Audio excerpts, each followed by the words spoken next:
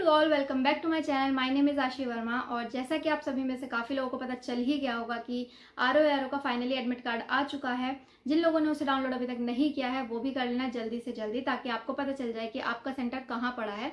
क्योंकि इस बार centre local नहीं आए हैं, जो भी लोग हैं उनके थोड़े थोड़े दूर ही आए हैं, चाहे वो मेल हो या फीमेल हो, सभी का अपनी अपनी सिटी में नहीं आया है, थोड़ी दूर ही आया है। तो मेरा भी मेरी सिटी से 2 घंटे की दूरी पर आया है।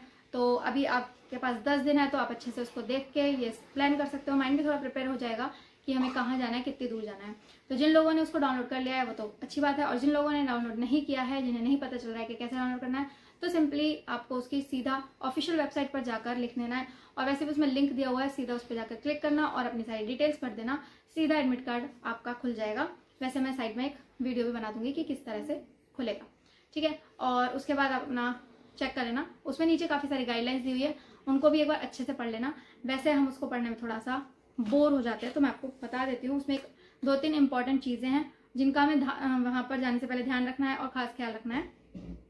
तो अगर जैसे कि ये एग्ज़ाम आया था 23 में और इसका एग्ज़ाम हुआ था 24 में, 2024 में हुआ था, तो इस बीच में अभी 25 चल चुका है। तो इस बीच में अगर कोई लोग ऐसे हैं जिनकी एलिजिबिलिटी अभी कैंसिल हो चुकी है, जो अभी इस एग्ज़ाम को देने के लिए एलिजिबल नहीं है, तो वो लोग एग्ज़ाम देने ना जाएं। क्योंकि इसमें साफ साफ लिखा हुआ है कि अगर ऐसे लोग आगे जाके मतलब उनको मिलते हैं जिन्हें जो अभी एलिजिबल नहीं है, तो उनको वो आगे जाकर हटा देंगे। तो अगर आप नहीं है एलिजिबल तो एग्ज़ाम देने मत जाना, वरना तो आगे जाके निकाला जाएगा, ठीक है। और बाकी आपको अपने साथ क्या क्या लेके जाना है इसका खास ख्याल रखेंगे। जैसे कि 2 फोटोज़, एक ID कार्ड।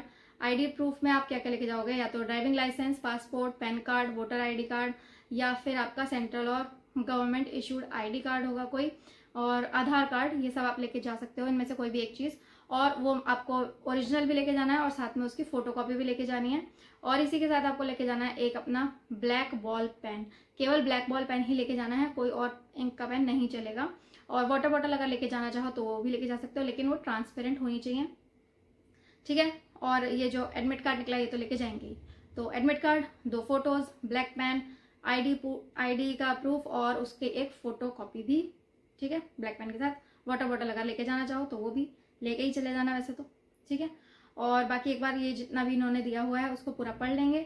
और इसके अलावा कुछ भी ऐसा नहीं है, बस यही सब है कि जो उनके सर्कल हैं वो आप सही फिल करना, गलत फिल नहीं करने हैं, वाइटनर नहीं चलाना है, ब्लेड वगैरह से किसी से भी आपको उसको सही करने की कोशिश नहीं करनी है, वरना वो बिल्कुल नहीं माना जाएगा।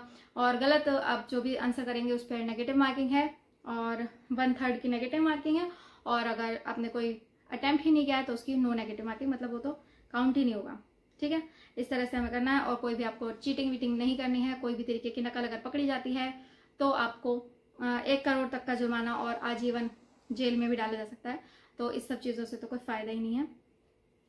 और उसके अलावा आपको क्या क्या ध्यान में रखना है कि आपको अपने जो एग्ज़ाम सेंटर है उस पर 1-1.5 घंटा पहले ही पहुंच जाना है।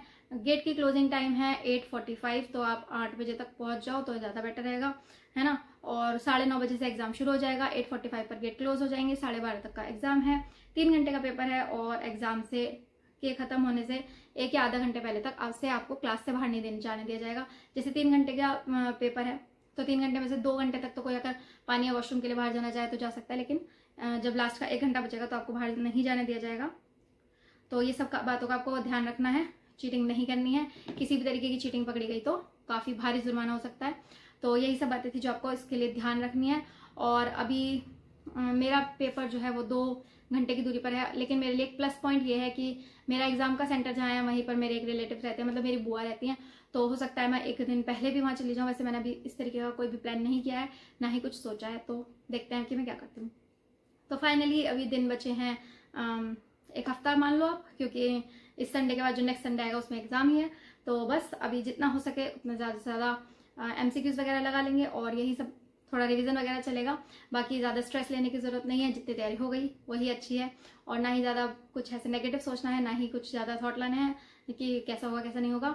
मेरा तो आपको यही सजेशन रहेगा कि बस ज़्यादा से ज़्यादा पॉजिटिव रहना है और पॉजिटिवली हमें सोचना है। जितना हमने तैयारी करी है उसके अकॉर्डिंग पेपर अच्छा ही जाएगा, और बाकी तो भगवान को जैसा देना है वैसे देंगे। एंड आपको सभी को मेरा ऑल द बेस्ट। बाकी मिलते हैं कि पेपर कैसा जाएगा उसके बाद। Bye bye.